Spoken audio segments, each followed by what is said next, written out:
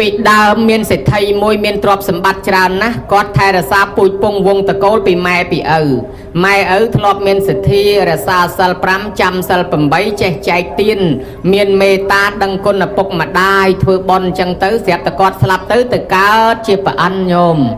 ហើយស្រាប់តែគាត់នៅសល់កូននៅឯស្រុកមនុស្សនេះឡើងធ្វើសេដ្ឋីបន្តទៀតកូននឹងកាន់តាមពូជពងវងតកូលទៀតម៉ែអញធ្លាប់ធ្វើបុណ្យធ្លាប់កាន់សិលធ្លាប់ធ្វើទានអញ្ចឹងអញធ្វើតាមដែរដល់គាត់ស្លាប់ទៅកើតជាណែសូរយៈទេវបុត្រញោមហើយដល់ពេលនៅកូនសូរយៈទេវបុត្រនេះនៅជាមនុស្សហើយនេះឡើងធ្វើសេដ្ឋីបន្តទៀតកាន់តាមឪពុកម្ដាយនឹងទៀតឪពុកម្ដាយអញមានធម៌មានសិលមានសទ្ធាធ្វើបុណ្យក្នុងពុទ្ធសាសនាចេះដាក់បាតលោកចេះចែកទានចេះធ្វើបុណ្យអញធ្វើតាមដែរអញ្ចឹងដល់គាត់ស្លាប់ពីមនុស្សនេះទៅកើតជាច័ន្ទទេវបុត្រនៅសល់កូនឡើងធ្វើសេដ្ឋីបន្តទៀតដល់កូននឹងឯងនឹកឃើញថាអញកាន់តាមម៉ែឪដូចតែគ្នាដែរជីដូនជីតាអញម៉ែឪអញពូជអញអ្នកធ្វើបុណ្យទោះបីណាជឿមិនជឿអញមិនខ្វល់អញកាន់តាមរសាប្រពៃណីអញតកូលអញអ្នកធ្វើបុណ្យអញកាន់តាមអញថែរក្សាសិលអញ្ចឹងដែរអញធ្វើទានអញ្ចឹងដែរដល់ស្លាប់ទៅគាត់កើតជានាតល័យទេវបុត្រកូននាតល័យទេវបុត្រញោមនៅឯស្រុកមនុស្សនេះឡើងធ្វើជាសេដ្ឋីបន្តទៀតគាត់រក្សាសិល5ចាំសិល8ចែកទានដល់ចាស់ទុំចេះធ្វើបុណ្យមានសទ្ធាជ្រះថ្លាដាក់បាតប្រសង់ដោយគាត់ថាកាន់តាមពូជពងវងតកូលពីដូនតាមកធ្លាប់តែជឿអញ្ចឹងគាត់ស្លាប់ទៅបានកើតជាទេវបុត្រឈ្មោះបញ្ចសិខៈទេវបុត្រនៅឯឋានសួគ៌នៅសល់កូននៅស្រុកមនុស្សនេះឈ្មោះកោសយៈសេដ្ឋីគាត់ឡើងមកធ្វើជាសេដ្ឋីដល់ពេលគាត់ឡើងមកធ្វើសេដ្ឋីគាត់បែកគំនិតតែម្នាក់ឯងគាត់ថាពុកអញពេញមនុស្សឆោតជីតាអញពេញជាមនុស្សឆោតជីទួតអញពេញជាមនុស្សឆោតអូមិនកើតទេឪពុកម្ដាយអញដូនតាអញឆោតឲ្យឆោតយ៉ាងហ្នឹងទៅយកលុយទៅធ្វើបុណ្យទៅធ្វើទានទៅកសាងកុដិសាលារៀនស្ពានថ្នល់មន្ទីរពេទ្យទៅជួយអ្នកក្រអ្នកកំសត់អូគ្មានប្រយោជន៍អត់មានបុណ្យកុសលអីទេសិតតែពួកមនុស្សឆោតអញមិនជឿអញមិនធ្វើអីទាំងអស់អញស៊ីទ្រព្យសម្បត្តិនឹងមកសបាយអញគ្មានជឿអីទាំងអស់ដល់ពេលចឹងទៅគាត់រិះធម្មគាត់មិនមានសទ្ធាមិនជឿទេញោមហើយក៏គាត់ទៅបានឡើងជាឋានៈជាសេដ្ឋីដោយសារគេចាស់ពីឪពុកម្ដាយមកហើយដល់ស្ដេចហៅទៅប្រជុំមានភារៈអីទៅចូលវាំងជាមួយសេដ្ឋីដតីញោមមកទៅគេអញ្ជើញទៅសម្រាប់ផ្ទះសេដ្ឋីមួយនោះសេដ្ឋីនោះគេអ្នកមានសទ្ធាជ្រះថ្លាគេដាំបាយមធុបាយយ៉ាស់ឲ្យមានទាំងបាយមានស្ករក្រាមមានដាក់សិតពេកដាក់ទឹកឃ្មុំអីឆ្ងាញ់ណាគេឲ្យទទួលភ្ញៀវទៅសម្រាប់នឹងផ្ទះហ្នឹងសេដ្ឋីដតីគេចូលហូបឲ្យព្រាតសេដ្ឋីហ្នឹងគាត់អត់ហ៊ានចូលគេគាត់អង្គុយអត់គាត់នឹកឃើញថាបើអញចូលទៅផ្ទះគេតែអញហូបវិជ្ជពៈគេដូច្នេះតែគេទៅផ្ទះអញពិបាកដាំសងគេវិញបើអញ្ចឹងអញមិនខ្ចីហូបរបស់គេទេកុំឲ្យជពៈរបស់គេព្រោះគាត់នឹងកម្រិតអីគេដាំទៅគេមានដាក់ទឹកឃ្មុំគេដាក់សាប៉េគេដាក់ស្ករក្រាមស្ករអំពៅអូយគាត់តែធំក្លិនមកនោះវាឈ្ងុយឆ្ងាញ់ឃ្លានណាប្រពន្ធថាខ្ញុំចេះតាឯងអាមធុបាយយ៉ាស់នឹងខ្ញុំចេះឯងមិនបាច់ភ័យទេបើអញ្ចឹងបើឯងចង់ហូបចឹងមិនបាច់ដេកកើតទុកទេចាំខ្ញុំដាំជប់លៀងអ្នកស្រុកអ្នកភូមិយើងឲ្យហូបឲ្យសបាយម្ដងណាឯងស្រាប់តានឹងស្ដីឲ្យហ្មងយីពេលឯងស្អីប្រុងមានសទ្ធាអីធ្វើឲ្យអ្នកភូមិអ្នកស្រុកហូបអញគ្មានសទ្ធាឲ្យទេអង្គអញលុយអញទ្រព្យអញនាំអស់អញមកទេកុំបាច់មកធ្វើឲ្យអ្នកស្រុកអ្នកភូមិអាហើយបើណាឯងមិនបាច់អ្នកស្រុកអ្នកភូមិឥឡូវអ្នកនៅមកផ្ទះមកជួផ្លូវយើងហ្នឹងហើយអញ្ជើញគាត់មកហូបឲ្យជុំគ្នាឲ្យសបាយម្ដងណាឯងហេអត់ទេខ្ញុំឃ្លានតាខ្ញុំគ្មានណាលុយទៅចំណាយឲ្យអ្នកនៅមកជួផ្លូវណាហូបទេខ្ញុំមិនព្រមទេកុំឲ្យអស់ទ្រព្យបង្ហិនបង្ហើយស្រាប់តែប្រពន្ធនឹងថាឥឡូវអញ្ចេះទៅបើណាឯងមិនព្រមអញ្ចឹងចាំយើងដាំតម្រូវទៅអ្នកមកផ្ទះយើងហូបជុំគ្នាទៅណាហេមកផ្ទះអីខ្ញុំអ្នកឃ្លានមកផ្ទះវាអស់ច្រើនណាអស់លុយអស់កាក់អស់ទ្រព្យខ្ញុំមិនចង់ហូបរបស់គេខ្លាចវិជ្ជពៈគេហ្នឹងហេមកចង់ដាំឲ្យអ្នកផ្ទះខ្ញុំមិនព្រមទេកុំឲ្យអស់ទ្រព្យអស់លុយណាហើយបើណាឯងមិនព្រមទេអញ្ចឹងឥឡូវយើងដាំតម្រូវតែពីរអ្នកឯងហើយខ្ញុំទៅបានហើយណាហើយចុះយីពេឯងហ្នឹងវាឃ្លានស្អីដែរខ្ញុំមិនដែរអ្នកឃ្លានយីពេឯងមិនបាច់ទេអើបើអញ្ចឹងចាំខ្ញុំដាំឲ្យឯងហូបតែឯងក៏បានដែរកុំទៅកើតទុកណែយីពេឯងចង់ដាំហ្នឹងអត់បានទេកុំដាំហ្នឹងអាហ្នឹងក្លិនវាឈ្ងុយណាស់តែឈ្ងុយដល់គេមុខតែមកសុំយើងអស់ឥឡូវហើយបើអញ្ចឹងមកវិញឲ្យខ្ញុំមកដាំកមកក្តាប់ពីរមកហើយសប៉ិប៉ណេះមកទឹកឃ្មុំប៉ណេះមកហើយស្ករអំពៅប៉ណេះស្ករក្រាមប៉ណេះដាក់ឆ្នាំងដាក់អីមកកបិតមួយមកខ្ញុំទៅដាំឲ្យព្រៃយកគ្មានធំដល់ពីណាទេហូបតែម្នាក់ឯងឆ្អែតចាំត្រឡប់មកវិញ ប្រពន្ធដល់មើលមកឲ្យតពេនេះរីរធនៈហ្នឹងអញ្ចឹងក៏អញ្ចឹងទៅវិចប្រវិចឲ្យប្តីទៅយកទៅដាំឲ្យព្រៃតែឯងប្តីហ្នឹងកាន់កវិតដើរទៅព្រៃឲ្យឆ្ងាយបន្តិចមានស្រះទឹកមួយក្នុងព្រៃហ្នឹងមើលតំណងតំណេះមានណាគេឃើញទេស្ងាត់ល្អណាស់ដាំតែហ្នឹងស្ការព្រៃឲ្យស្អាតប្រកាត់ភ្លើងដាំបាយខ្លាច់ធំដល់គេញោមឲ្យពួកឪពុកជីតាទួតតាលួតដែលកើតជាប្រអិនកើតជាទេវបុត្រនៅលើអង្គុយមើលពីលើមកជំនុំគ្នាប្រាប់ថាណែកូនយើងអាមួយចៅយើងអាមួយហ្នឹងខូចពូជអម្បូរយើងអស់ហើយមកពូជយើងតាំងពីដូនតាមកសិតតែកើតជាមនុស្សទេវតាឥឡូវវាមកមួយទាញមកពូជយើងឲ្យទៅនរកទាំងអស់បើយើងមិនចោះទៅជួយទេទ្រព្យសម្បត្តិទាំងអស់ហ្នឹងនឹងរលាយបាត់អស់ហើយខ្លួនវាទៅនរកទៀតបើអញ្ចឹងយើងទៅជួយកូនយើងមកទៅជួយចៅយើងពួកទេវតាហ្នឹងក៏នាំគ្នាហោះចុះមកនិមិត្តធ្វើផ្សេងគ្នាមកម្ដងម្នាក់ធ្វើជាល្បិចឆាកល្ខោនលេងជាមួយគាត់នឹងសិនស្រាប់កំពុងតែដាំបាយស្រាប់តែមានមនុស្សវិញផ្លូវមកដើររុកព្រៃប្រោកអើយខ្ញុំវិញផ្លូវសុំសួរបន្តិចហ៎អីណាមវិញផ្លូវខ្ញុំនេះសុំសួរបន្តិចផ្លូវណាទៅព្រានស័យហើយផ្លូវឯណាមទៅមិនមកចំផ្លូវហ្នឹងទៅផ្លូវព្រានស័យនោះខ្ញុំផ្លូវមិនឃើញទេលោកអាមាត់ចេះតែនិយាយជើងចេះតែដើរចូលមកដែលគាត់ខ្លាចគេឃើញបាយថាកុំមកនៅនោះឯងខ្ញុំលោកដាំបាយតើនេះអូល្មមខ្ញុំដើរដាច់បាយយូរហើយខ្ញុំវិញផ្លូវឥឡូវខ្ញុំសុំបាយហូបផងនៅអង្គុយចាំហ្នឹងប្រហែលជាលោកដាំបាយហ្នឹងធ្វើទៀនដាក់ដល់ស្មុំយចកឬក៏ប្រគិនចងានប្រសងអីហើយមើលទៅអញ្ចឹងខ្ញុំនៅអង្គុយហ្នឹងចាំទទួលដែរណែអញដាំហូបតែអញទេអញគ្មានឲ្យនរណាទេទៅណាផុតទៅលោកឲ្យកើតជាមនុស្សគេមិនឲ្យកំណាញ់ទេណាដើរព្រៃអញ្ចឹងផងមានភ័យអាសន្នស្លាប់ម្នាក់ឯងលើគ្មានពីណាគេជួយទេបើមិនចេះចែកគ្នាហ្នឹងតែមានភ័យអាសន្នស្លាប់ឥឡូវហើយហាកុំនិយាយចិនពេចថ្លង់អង្គុយចាំអញឲ្យមួយម៉ាត់អាឡៃតែដាំបាយដុតអស់ចុះឡើងមកម្នាក់ទៀតដើរពីនោះមកម្ដងរុកផ្លូវលោកអើយលោកខ្ញុំវិញផ្លូវទៅណាទៅព្រានស័យហាហើយចុះអាណាមវិញផ្លូវមកទៀតហើយនោះទៅកុំមកហ្នឹងខ្ញុំរកផ្លូវមិនឃើញទេលោកជួយប្រាប់ខ្ញុំផងទៅនោះទៅកុំមកអាមាត់ចិត្តថាជើងចិត្តឈានមកហើយថាកុំឲ្យមកនៅទៅចូលមកអូដាំបាយអីហ៊ីកំពុងតែឃ្លានផងនឹងតំណងធ្វើបុណ្យហ្នឹងដាក់ចង្ហាន់លោកឬក៏ជូនចាស់ទុំអីយ៉ាងមកបាយឆ្ងាញ់អញ្ចឹងខ្ញុំនៅអង្គុយនឹងដែរក៏លោកបានហូបណែអញមិនឲ្យទេទៅណាទៅយីហ៊ីអញដាំហូបតែអញទៅកុំមកលោកកោយលោកអ្នកកើតជាមនុស្សហ្នឹងអាស្រ័យបុណ្យចាស់ពីមុនមកធ្លាប់ធ្វើបុណ្យធ្វើទានបានកើតមកមានទ្រព្យប៉ុណ្ណឹងហើយបើលោកអត់បានធ្វើបុណ្យអញ្ចឹងទេម្លេះកើតទៅជាសត្វគោក្របីសត្វដេរិឆានហើយទៅនរកប្រែតហើយបើលោកបានធ្វើបុណ្យបន្ថែមទៀតទៅជាតិក្រោយទៀតលោកបានកើតជាមនុស្សទៀតបានទ្រព្យសម្បត្តិចាយទៀតណាអញខ្លងអង្គុយស្ងៀមមកចាំអញឲ្យមួយម៉ាត់មកម្នាក់ទៀតទៅជើងមកម្ដងហាមកដល់ឯនោះស្រែកមកលោកអើយលោកខ្ញុំវិញផ្លូវជួយខ្ញុំផងឯណាផ្លូវទៅព្រានស័យហុយអាម៉េចថ្ងៃហ្នឹងសុទ្ធតែអ្នកអង្គវិញផ្លូវមកទៀតហើយអញថាមកព្រៃហ្នឹងឲ្យវាស្ងាត់ម្នាក់អញមកជួបតែអ្នកអង្គវិញផ្លូវមកពីណាទៅណាទៅលោកក៏កុំមកហ្នឹងឯណាផ្លូវទៅក្រុងព្រានស័យលោកថាទៅឯនោះថាម៉េចលោកស្ដាប់មិនបានទេណាព្រៃព្រានស័យអាជើងចេះតែដាក់អាតំឡងថាឲ្យទៅឯនោះនិយាយប៉ុណ្ណឹងស្ដាប់មិនបានថាម៉េចលោកថាម៉េចដើរចូលឲ្យតដល់ដាំបាយតានេះអូមែនកំពុងតែឃ្លាននៅចាំហូបដែរប្រហែលជាបានហើយមើលទៅអញមកឲ្យទៅណាទៅជួបសត្វអ្នកអង្គវិញផ្លូវលោកកោយលោកកើតជាមនុស្សនេះយើងដោយសារអំពើល្អបានកើតជាមនុស្សដូច្នេះហើយមនុស្សយើងតើមានធម៌សណ្ដោសគ្នាអញ្ចឹងបានកើតជាមនុស្សទៀតហើយបើលោកកើតជាមនុស្សហើយអត់មានធម៌សណ្ដោសគ្នាអនាគតទៅដេរិឆានមិនបានកើតជាមនុស្សទៀតទេណាអញខ្លងអង្គុយស្ងៀមអាចមិនឲ្យម៉ាត់មកឲ្យតលគ្រប់ទាំង5ញោមឯនេះអង្គុយឡើងកពុលមុខអញឲ្យអញថាមិនដាំឲ្យផ្ទះទេកុំឲ្យវាធំដល់មនុស្សមកពួនក្នុងព្រៃវានៅតែមានមនុស្សមកសិតតែពួកវិញផ្លូវឯនោះឆ្អិននៅលោកឆ្អិននៅអញឆ្អិនហើយចាំអញឲ្យ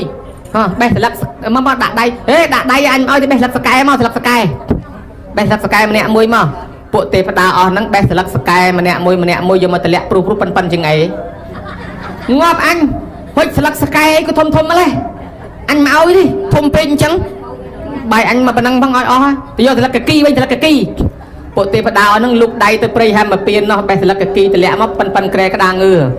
និមិត្តបន្ថែមទេដល់វណ្ណាណៃមកតម្លាក់មកព្រុសស្លឹកកគីងាប់អញស្លឹកកគីធំជាងស្លឹកសកែទៀត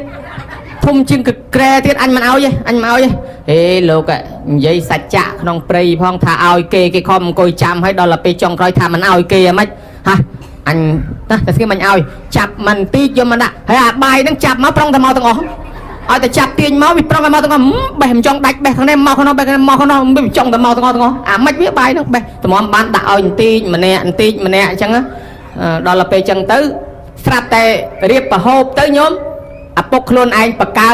ើតជាបញ្ចសកៈទេវបុត្រហ្នឹងរៀងកំ pl ែងបងតាហ្នឹងគាត់នៅឋានសួគ៌ហ្នឹងក៏កំ pl ែងដែរដល់ទៅពេលគាត់និមិត្តធ្វើជាឆ្កែមួយនោះបោលពីត្បូងមកនិមិត្តធ្វើឆ្កែមួយបោលមកដល់លើកជើងរះនោមដាក់ព្រៃញោមនោមដាក់ព្រៃរះមកមកជួអញ្ចឹងទៅមកតម្រងសេដ្ឋីហ្នឹងហើយពួកទេវតាហ្នឹងឃើញឆ្កែមកអញ្ចឹងនាំនេះយកដៃខ្ទប់បាយក៏មកឆ្កែនោមដាក់សេដ្ឋីហ្នឹងយកបាយយកដៃខ្ទប់ដែរមានឯណាតម្រងឲ្យចំខ្នងដៃសេដ្ឋីហ្នឹងឆ្វោកពីលើខ្នងដៃហ្នឹងខឹងហ្មងអាឆ្កែមកពីណាអញមិនតាន់បានស៊ីបាយផងឆ្កែមកនោមដាក់ដៃទៀតលើកអាឆ្នាំងបាយមកដាក់ក្បែរមាត់ស្រះណែលោកទាំងអស់គ្នាមើលបាយខ្ញុំផងខ្ញុំទៅលាងដៃមួយផ្លែទេណាមើលខ្ញុំផងអាឡៃចុះមកលាងដៃអាដៃលាងទៅអាភ្នែកមើលទៅឆ្នាំងបាយខ្លាច់គីឡូពីណាមកយកឆ្កែនឹងត្រឡប់មកវិញពំឆ្នាំងបាយពំឆ្នាំងបាយរត់កាត់ព្រៃទៅឯនេះមិនទាន់ទឹកប្រងឆ្កែយកឆ្នាំងបាយខ្ញុំទៅអើយឆ្កែជួយខ្ញុំផង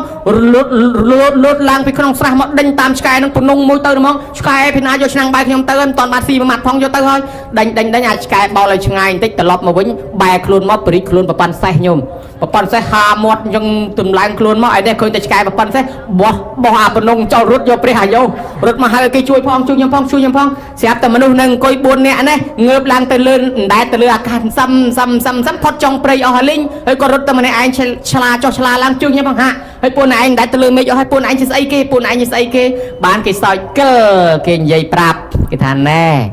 នេះជាតាណែឯងនេះតាទួតណែឯងនេះតាលួតហើយនេះឪពុកណែឯងគេឃើញណែឯងហ្នឹងដើរខុសពូជពងវងតកូលពូជពួកយើងសិតតអ្នកមានសិលមានសទ្ធាធ្វើបុណ្យធ្វើទានស្រាប់តែឯងមកមួយប្រព្រឹត្តអំពើខុសឆ្គងមិនជឿសិលមិនជឿទានមិនធ្វើបុណ្យណែឯងនឹងទៅនរកបានពួកគេចុះមកជួយណែឯងនឹងភ្ញាក់ខ្លួនឡើងខំធ្វើបុណ្យឡើងចាស់ហើយបន្តិចទៀតស្លាប់ចោលទ្រព្យនឹងអត់មានអីសង្ឃឹមទេបើមិនធ្វើបុណ្យនេះទ្រព្យនឹងបានទៅលើដៃគេខ្លួនឯងទៅនរកហើយស្រាប់តែភ្លឺស្វាងតែញហ្មងញោមឃើញឪពុកឃើញអីមកបង្ហាញខ្លួនផ្ទាល់ឲ្យឃើញអញ្ចឹងដូច្នេះពួកឪពុកនឹងជីតាលាទៅឋានសួគ៌វិញគាត់នេះចេញត្រឡប់ទៅផ្ទះវិញអត់និយាយច្រើនទេទាប្រពន្ធម៉ែវាដាក់កម្មវិធីប៉ុនឲ្យអញមួយ7ថ្ងៃហ្មងមុនលោកឲ្យមកឆាត់ឲ្យព្រមព្រៀតហ្មងនិយាយហ្នឹងគាត់ឆ្ងល់អត្តបិនេះមិនកាលពីមុនកំណាញ់សំបីអង្គមកកំប៉ុងបាយមកវែកមិនដែលចែកឲ្យវៀតណាមដែលដាក់បាត់លោកឲ្យទៅព្រៃម្ដងមកវិញលេចចង់ធ្វើប៉ុនធំគេតែឆ្ងល់ប្តីហ្នឹងបានដឹងរឿងហ្នឹងទៅបានជ្រះថ្លាធ្វើប៉ុនណែអាត្មានឹកឃើញរឿងហ្នឹងថាអ្នកដែលស្លាប់ទៅកើតឋានសួគ៌ហ្នឹងក៏នៅបារម្ភពីកូនដែរខ្លាចកូនដើរផ្លូវខុសប៉ុន្តែនិយាយពីម៉ែឪខ្លះកើតកន្លែងថោកទាបវិញក៏គាត់នឹកពីកូនដែរខ្លាចកូនមិនធ្វើប៉ុនឲ្យគាត់មានសេដ្ឋីម្នាក់ញោមឲ្យនៅរាជក្រឹសគាត់នឹងអត់ដែលធ្វើសិលអត់ដែលធ្វើទានស្រាប់តែស្លាប់ទៅកើតជាប្រែតអត់ចំណីអាហារហើយប្រែតនឹងនៅលើផែនដីជាមួយយើងដែរដល់ល្អត់ទៅគាត់ថាវាមានតែប៉ុនកូននេះបើកូនធ្វើប៉ុនឲ្យគាត់បានចំណីអាហារហើយគាត់នឹងផុតពីកំណើតនឹងទៅកើតជាមនុស្សឬទៅកើតជាទេវតាហើយបើអញ្ចឹងទៅរកកូនសិនដល់តែដើររកកូនរកអត់ខ្ចីឃើញសោះមកពីអីមកពីកូននឹងឯងលក់ផ្ទះបាត់ប្រហែលជាដីវាត្រូវប៉ាន់ញោមគេលក់ទៅគឺទៅទិញបុរីនៅឯណាហ្នឹងហើយខ្មែរយើងបើលក់ដីទៅទិញផ្ទះថ្មីគេសូត្រមុនប្រកាសដូនតាឲ្យដឹងញោមណាតែមិនប្រកាសដូនតាប្រយ័ត្នដូនតាច្រឡំទៅរកអាផ្ទះចាស់ហ្នឹងឆ្កែគេដេញខំហើយហើយអញ្ចឹងគាត់ហ្នឹងអត់បានប្រកាសដូនតាសូត្រមុនអីអញ្ចឹងដូនតាទៅរកម៉ែឪទៅរកតាផ្ទះចាស់ហ្នឹងទៅរកវាមិនឃើញសោះចិត្តតែដើររកកូនទៅជួនកាលបង្ហាញខ្លួនឲ្យគេឃើញគេខ្លាចពេញទៅភូមិក៏មានដែរស្រាប់តែដើរដល់នគររាជក្រឹសចូលក្នុងវាំងហ្មងទៅដល់ទៅបង្ហាញខ្លួនឲ្យស្ដេចឃើញហើយស្ដេចមិនងាយរត់ដូចយើងអីហើយយើងញោមឲ្យប្រែតទៅបង្ហាញខ្លួនទាំងញោមទាំងអាត្មាមិនស្រួលដាក់ម៉ាស៊ីនកែងរត់ទៅមិនបាននិយាយជាមួយទេហើយដល់តែស្ដេចឃើញសួរហ្មងណែឯងជាស្អីណែឯងជាអ្នកបួសហើយណែឯងទៅណាបានប្រែតទៅថាខ្ញុំមិនមែនជាអ្នកបួសទេខ្ញុំជាប្រែតហើយប្រែតនឹងស្អីប្រែតហ្នឹងពីមុនមកមនុស្សដូចតាគេអញ្ចឹងប៉ុន្តែខ្ញុំវាមិនជឿប៉ុនមិនជឿទៀនខ្ញុំស្លាប់ពីមនុស្សមកកើតប្រែតជាកំណើតនៅលើផែនដីហ្នឹងប៉ុន្តែអត់មានចំណីអាហារបរិភោគទេហើយដើររកចំណីអាហារហើយបើមានគេធ្វើប៉ុនឲ្យបានផុតពីប្រែតហ្នឹងទៅកើតជាមនុស្សឬទៅកើតជាទេវតាវិញហើយចុះលោកដើរទៅឯណាខ្ញុំដើររកកូនព្រោះខ្ញុំជាតិមុនជាសេដ្ឋីជាចូលសេដ្ឋីទ្រព្យសម្បត្តិខ្ញុំមានច្រើនដែរប៉ុន្តែទ្រព្យហ្នឹងឥឡូវនៅលើដៃកូនទាំងអស់ហើយបើខ្ញុំមិនទៅរកកូនទេខ្ញុំមិននឹងទៅរកនរណាបើកូនបានធ្វើបន់ឲ្យបានខ្ញុំបានចំណីអាហារបរិភោគឬខ្ញុំរួចពីកំណើតនេះទៅកើតជាមនុស្សវិញទៅកើតជាទេវតាវិញចុះរកកូននឹងឃើញហ្នឹងអត់ឃើញទេគេលែងនៅស្រុកហ្នឹងហើយគេលក់ផ្ទះបាត់ឬតំណែងអ្នកស្រុកគេនិយាយគ្នាថាកូនហ្នឹងទៅកើតនៅស្រុកនៅស្រុកអន្តកវិន្ទនគរហើយបើចឹងលោកគិតអាម៉េចខ្ញុំទៅរយនងទៀតក្រែងលោកកូនខ្ញុំនៅក្នុងឃើញធ្វើបន់ឲ្យលោកទៅរកក៏ទៅចុះឃើញកូនក៏ដោយមិនឃើញក៏ដោយត្រូវត្រឡប់មកវិញយករឿងហ្នឹងមកប្រាប់ដល់ខ្ញុំព្រោះខ្ញុំវាមិនដែលដឹងរឿងប្រែតខ្ញុំមានចម្ងល់ចង់សួរកុំភ្លេច ត្រូវតែមកប្រាប់ខ្ញុំវិញឃើញដែរមិនឃើញក៏ដោយក៏បានលាផ្ដាំតែប៉ុណ្ណេះលាហើយក៏បាត់សមោលទៅវិញទៅមកបង្ហាញមកផ្លែតចឹងណាញោមប្រែតនោះធ្វើដំណើរដើរគ្រប់ភូមិញោមលិចវាលចូលព្រៃលិចព្រៃចូលវាលដើររមមិនឃើញកូនសោះបែកកំណត់ដើររតាមវត្តរតាមវត្តក្រែងកូនអញធ្វើបន់ឲ្យទៅឯនេះមិនឃើញណោះមិនឃើញដើររតាមលោកឆាន់ឲ្យតែឃើញលោកសង្ឃឆាន់ឯណាទៅក្រែងលោកកូនអញធ្វើបន់ឲ្យរមិនឃើញទៀតបែកកំណត់ដើររតាមរោងបន់ម្ដងឲ្យតែមានរោងបន់ដើររដើរគិតទៅរាប់ខែណាញោមស្រាប់តែដាក់មកដល់ផ្ទះកូនផ្ទះថ្មីហើយផ្ទះថ្មីឲ្យសាឡាងមនុស្សមកធ្វើបន់ភ្ញៀវគេឡើងរាប់ពាន់នាក់អូយឪពុកម្ដាយត្រេកអរណាស់ដើររកកូនរាប់ខែឥឡូវឃើញកូនហើយឃើញផ្ទះថ្មីកូនហើយវាអស់ចាទៅទៀតចំថ្ងៃកូនធ្វើបន់និយាយពីភ្ញៀវគេមកឡើងរាប់រយរាប់ពាន់នាក់ត្រេកអរណាស់ដូចរអស់ប្រទេសជាហ្គានហ្គាសចឹងណាញោមរអស់ប្រទេសជើងងាប់ល្អណាស់អើយអដល់ពេលចប់បន់ហើយញោមហើយស្រាប់តែប្រែតម៉ែឪហ្នឹងអង្គុយយំដដែលហើយអាម៉េចបានយំហើយអាម៉េចបានយំបើរកកូនឃើញហើយតែត្រេកអរអាម៉េចបានប្រែតអង្គុយយំដដែលកូនគេដូរសាសនាបាត់ហើយកូនគេចូលលទ្ធិដតីហើយគេជឿតាមគ្រូដឹកនាំហើយគេមិនបានធ្វើតក្កិណានុបទានចូលទិសចូលវេប្រកេនដូចយើងទេគេជប់លៀងតែឆ្ងាញ់មាត់តែគ្នាគេអ្នកនៅរស់ទេគេខ្វល់ខ្វាយតែទទួលភ្ញៀវជប់លៀងតែគ្នាគេទេដូច្នេះបុណ្យនោះរាប់រយតុកមែនប៉ុន្តែខ្មោចម៉ែឪគ្មានបានមួយម៉ាត់ទេឆ្ងាញ់តែមាត់អ្នកនៅរស់អ្នកស្លាប់អត់បានឆ្ងាញ់ទេដូច្នេះឪពុកម្ដាយដែលដើររកកូនតម្រាំតែឃើញហ្នឹងណាដល់ពេលរកឃើញហើយនៅតែអត់បានចំណីអាហារមួយម៉ាត់ត្រឡប់ទៅវិញទាំងពោះទៅទេកូនគេចូលសាសនាដតីបាត់ហើយជឿគ្រូដតីបាត់ហើយទៅវិញពោះទៅទេដើរបដើយំបដើរៀបរាប់អញឲ្យអញកាលនៅជាមនុស្សរកទ្រព្យសម្បត្តិដើម្បីកូនបនមនានធ្វើសិលមនានធ្វើគេបបួលធ្វើបនធ្វើទៀនខ្លាចអស់លុយអស់កាក់ទៅសិលក៏មិនហ៊ានទៅឥឡូវរស៊ីចិញ្ចឹមកូនឲ្យកូនធំធាត់មានមុខមានមាត់ឥឡូវកូនគេធំធាត់មានមុខមានមាត់បានទ្រព្យសម្បត្តិអញស្លាប់ទៅនៅកូនទាំងអស់ដល់អញមករកកូនវិញតែមួយម៉ាត់គេមិនឲ្យអញផងទៅវិញពោះទៅទេឲ្យអញឲ្យតើខែឆ្នាំណានឹងចេញរួចពីកំណើតប្រែតនេះដើរយំពោះទៅទេត្រឡប់ទៅវិញញោមមើលក៏ដែរអភ័ព្វណាស់ក៏នឹកទៅដល់អាជាសត្រូវដែលផ្ដាំអាជាត្រូវផ្ដាំថាបើរកឃើញក៏ដោយមិនឃើញក៏ដោយត្រូវតែត្រឡប់មកវិញមកប្រាប់នោះក៏បាននាំតំណែងទៅប្រាប់អាជាសត្រូវទៅដល់បង្ហាញខ្លួនឲ្យឃើញមួយសារទៀតអាជាសត្រូវនឹងឯងគ្រាន់តែឃើញឡើងសួរថាម៉េចទៅរកកូនឃើញទេថារកឃើញហើយប៉ុន្តែគ្មានបានចំណីអាហារបរិភោគទេកូនគេមិនបានធ្វើបន់ឲ្យទេគេធ្វើបន់ដែរប៉ុន្តែគេមិនបានចូលទិសចូលវេប្រកេនតាមបែបពុទ្ធសាសនាទេគេជប់លៀងឆ្ងាញ់មាត់តែគ្នាគេអ្នកនៅរស់តែប៉ុណ្ណោះម្ល៉េះហើយមកវិញទាំងពោះទៅទេបានអាជាសត្រូវនឹកសង្វេគណាឪពុកម្ដាយគ្រប់រូបហើយខិតខំរកទ្រព្យសម្បត្តិដើម្បីកូនអត់ហ៊ានទៅសិលអត់ហ៊ានទៅបន់ខ្លាចខាតពេលវេលារកទ្រព្យដើម្បីកូនបើចំកូនល្អចេះធ្វើបន់ឲ្យទៅគាត់ក៏បានសុខសប្បាយមកកើតជាមនុស្សទេវតាបើកាលណាចំកូនគេមិនគិតមិនគូរទៅមើលដូចអញ្ចឹងកូនសប្បាយឆ្ងាញ់មាត់តែគ្នាគេឯខ្មោចឪពុកម្ដាយអត់បានសប្បាយអីទេដូច្នោះហើយបានជាអាជាសត្រូវនឹងដាច់ចិត្តនាំគ្នាប្រកាសធ្វើបន់ជូនដល់អ្នកស្លាប់យើងហៅថាធ្វើបន់ឲ្យប្រែតអនាថាអាជាត្រូវបង្កើតកម្មវិធីបន់មួយត្មងញោមហៅអញ្ជើញប្រែតទាំងអស់ម៉ែឪទាំងអស់ដែលគ្មានកូនណាធ្វើបន់ឲ្យសូមឲ្យមកទទួលបន់នៅកន្លែងនេះមកទទួលទាំងអស់បានគាត់ធ្វើឲ្យទៅប្រែតនឹងរួចពីកំណើតប្រែតមកកើតជាមនុស្សទេវតាមកឡើងព្រងព្រាតដោយសារណាដោយសារអ្នកដតីគេជួយទេបើសង្ឃឹមកូនខ្លួនឯងទៅទេទាំងអស់អានឹងមកពីអីនឹងហើយបធម៌មិនស្ដាប់ច្បាប់មិនអានចេះចាំនឹងមានមកពីណាខ្លួនឯងធ្វើបន់អស់រាប់ពាន់ដុល្លារប៉ុន្តែខ្មោចមេត្តាបិតាអត់ទទួលបានទេឆ្ងាញ់តែមាត់អ្នកនៅរស់អ្នកស្លាប់អត់ទទួលបានមកពីធ្វើមិនត្រូវណាញោមណាហេតុហ្នឹងហើយបានជាយើងនាំគ្នាធ្វើតាមបែបពុទ្ធសាសនាមានប្រសង់មានអាចារ្យមកដឹកនាំធ្វើឲ្យត្រូវទី1ចូលប្រគេនផ្ទាល់ទី2យើងអ្នកឧទ្ទិសផ្ទាល់ទី3មេត្តាបិតាហ្នឹងគាត់អ្នកអនុមោទនាហើយបើគាត់មិនដឹងបានយើងត្រូវផ្ដាំផ្ញើតាមទេវតាដោយពាក្យសោតទេវាកន្ធវានិវេតយងទេវតានាំតំណែងទៅប្រាប់ដល់បុព្វការីជនយើងនោះគាត់ដឹងគាត់នឹងអនុមោទនាគាត់នឹងទទួលហើយអញ្ចឹងបើគាត់បានទទួលហើយបុណ្យកុសលនឹងបានដល់យើងទាំងអស់គ្នានេះផងដែរណាញោមដូច្នេះហើយបានជាកម្មវិធីនេះត្រូវមានប្រសង់មានអាចារ្យមានអីមកដឹកនាំឥឡូវកូនចៅក៏បានស្ដាប់ធម៌យល់ជ្រះថ្លាហើយបើដូច្នេះហើយ